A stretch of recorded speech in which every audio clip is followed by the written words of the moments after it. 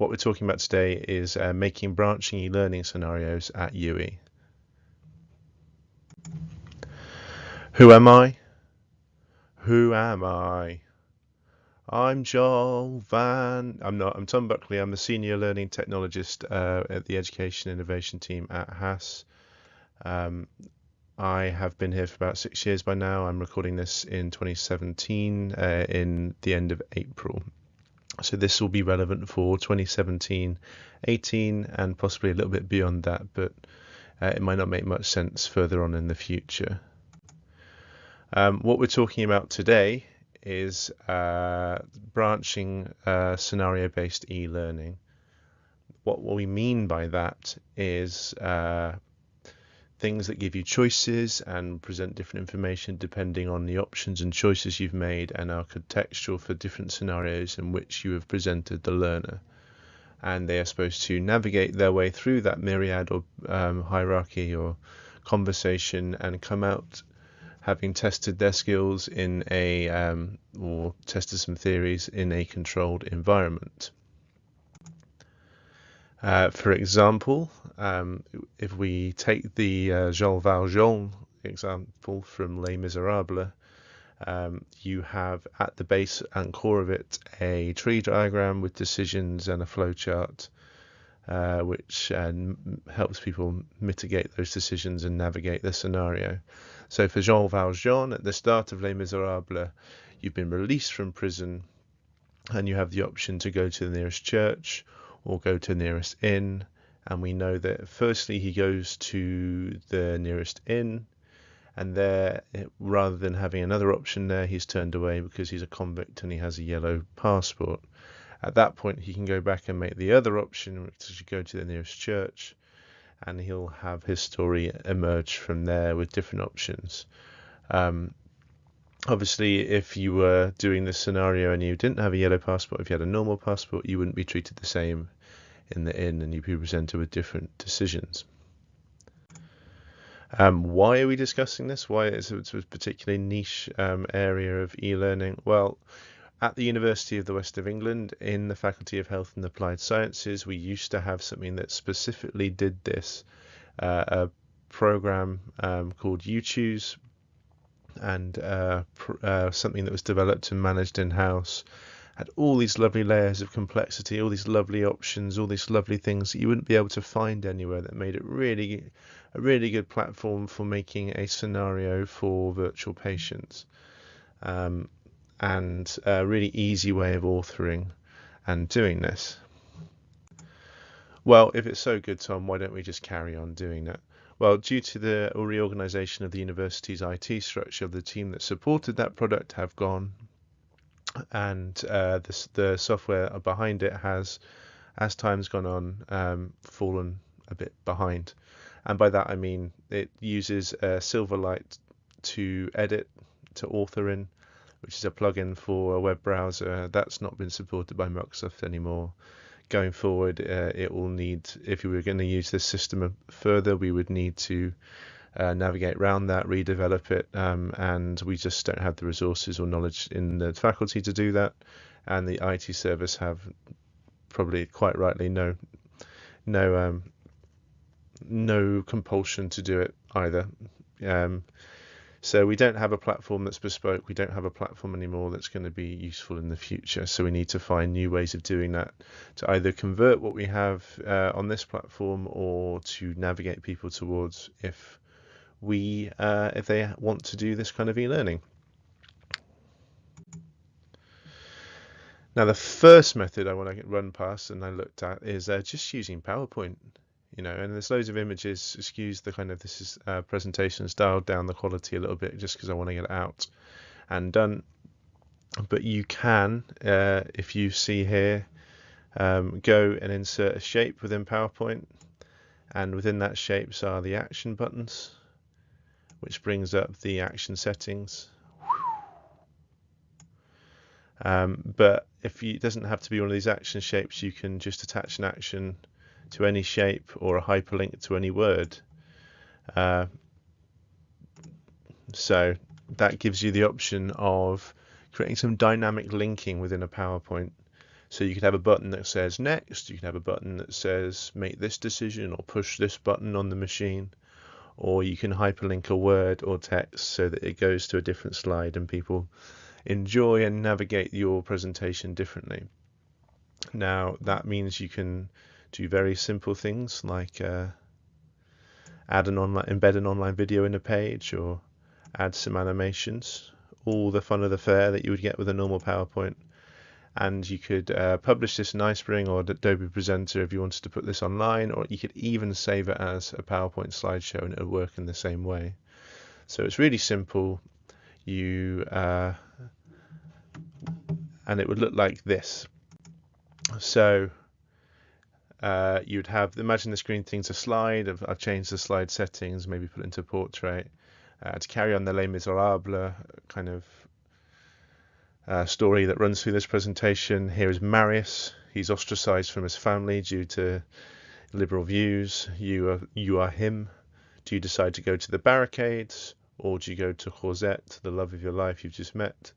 So if you were to click on go to the barricades, that's just hyperlinked text. It will take you to a different slide, and within that slide, once you've clicked on it, you will have a different part of the scenario presented to you. So you're on the barricade. The people have not risen up as you were expecting. What do? Do you go around Paris and try and rouse the people to your cause? Do you sing a song and get drunk with the lads, or do you go and find Cosette? And we all know that he sings a song and gets drunk with the lads, and everyone feels quite self-indulgently sorry for themselves. But quite simple. For really complicated things, just using slides like that, you'd have to come up with some kind of organization method using the sections or titles so that you can manage to kind of get your head around it. And you'd have to do a lot of the planning on paper because you don't have what uChoose has, which is that node-based tree diagram where you can obviously see quite easily where all the choices are. But actually, it works relatively well. No cost, really simple, really easy to get going with, and quite easy to embed into Blackboard actually. You just add a PowerPoint slideshow. The next one is a method I looked at, which is iSpring Simulator, which is within anyone that's got familiar with iSpring 8. You have this option here, the simulation. That brings up a new menu, a new little kind of authoring dialogue. And you start adding content, images, maybe properties, kind of conversations. And this on the right hand side will look familiar to you. You start to have that node kind of point of view where like this is one part of the conversation and the decisions go this way, or this way. It's nowhere near as adaptable as uChoose was in terms of like you can't go back if you have gone to node 3 without going to node 2. I mean, it doesn't have that kind of adaptiveness, but it gives you the same flavor and allows for the kind of complex authoring where you can see all the interactions. It gives you a few kind of stock characters. So if we have a look at it, the one they have on their website looks like this: stock character, stock background. You click on this button, then you will progress on to the scenario. She now starts to look quite close body language. You get option for speech at the bottom here, and you choose the options and it progresses onwards. And the thing that's really good about this approach is you still get the counter, which you wouldn't be able to get with a simple PowerPoint. And by a counter, I mean an ongoing appreciation of the decisions you've previously made that's displayed on screen. So this one is happiness. You've done something that's annoyed her, and the counter has got to a certain level where you've made so many decisions that they're now sad, and you can display that. That doesn't have to be sadness or happiness. It could be health, it could be hit points, it could be amount of money that you've spent. It kind of leads, as an authoring tool, it kind of leads you into kind of doing things in a certain corporate kind of way, but it gives you a nice output. I mean, look at this. It's kind of everything's presented nicely. Everything's kind of nicely stylized, and you can pick it up and put it down quite quickly and get something quite complicated out of the end of it. But it is going to be shiny and corporate looking. The next one, XERTE online toolkits. XERTE is a online platform we have at the university. It's kind of used within higher education. It was made as part of a GISC project and is now managed in Spain. And it's a hosted learning objects delivery mechanism. So you can make something on there. It's hosted on the web. You can go back and change it, and it's automatically cascaded out to every instance of it or embedded in Blackboard. This, I don't imagine, will make much sense to people if you've not used XERTE, because it's quite an idiosyncratic authoring system. But it's really good if you need something accessible. It's really good if you need something interoperable, and by that I mean students have choices that they can make about how easy it is to read depending on their kind of particular needs, and they can use it on mobile phones and they can use it on tablets, and it kind of all works pretty ideally. ISPRING's interoperable. It's not that accessible in comparison. This is accessible, interoperable, and the workflow for getting it out to people and changing it is superb. It also delivers documents a lot better. So if we see some examples here, it's embedded in Blackboard. You wouldn't know it's a different system being used. You've progressed on to a bit where we can present documentation here, like you would be able to with uChoose, and the actual conversation happens on this side of the screen. And then next, you have an embedded video, choices, and the kind of dialogue all happens here. So it's another option. It allows you to put video in, which kind of ISPRING doesn't, and it allows you to do some kind of complicated stuff. But honestly, it doesn't look as nice. It's a bit more idiosyncratic to use, and there's a higher barrier of entry because you need to develop a new skill set, and one that's not particularly useful elsewhere. Finally, CAMTASIA video. I'm not going to put any pictures up because this is very idiosyncratic. This is dynamically linked video. You use markers along one single video track, and it's for video only, so you won't be able to deliver documents, embed web pages, embed other media or choices.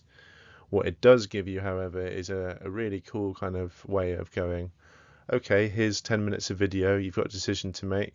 You made this decision, it takes you to another bit of the video, so you're all in one place, just navigating differently through a video depending on the choices you make. Now there's a high barrier of entry to that, and not only with cost but also with skills and making a video in the first place, and abstract thought.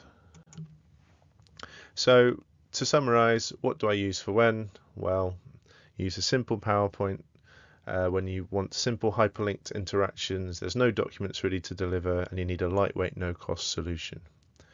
ISPRING TALKMASTER, an easy-to-use interface for complicated scenarios involving sound, and it's ideal for a scenario with an overall counter such as HP or happiness, but you won't be able to put any video in, and you won't be able to really kind of do anything other than shiny e-learning. But it's good for authoring complexity. XERTE, when you're delivering a lot of documentation, you need a scenario to be embeddable somewhere, and you need it to contain embedded digital media such as videos. And there's no cost involved, so that's kind of cool, isn't it? So far, ISPRING is the only one that involves a cost to the university, and therefore there will be a negotiation about getting started with it. The same as goes for CAMTASIA, however, and it's really only for videos without any documentation. Now, I'm going to stop burbling on. That's me making a note of this. I hope you found this useful, and I hope if you ever actually want to make some e-learning of this kind, that you'll come in and see us, and we can start a conversation about what the best technique is for you and give you a few hints and tips to start. As always, please feel free to follow us on Twitter. Feel free to add us at edinnovationhas.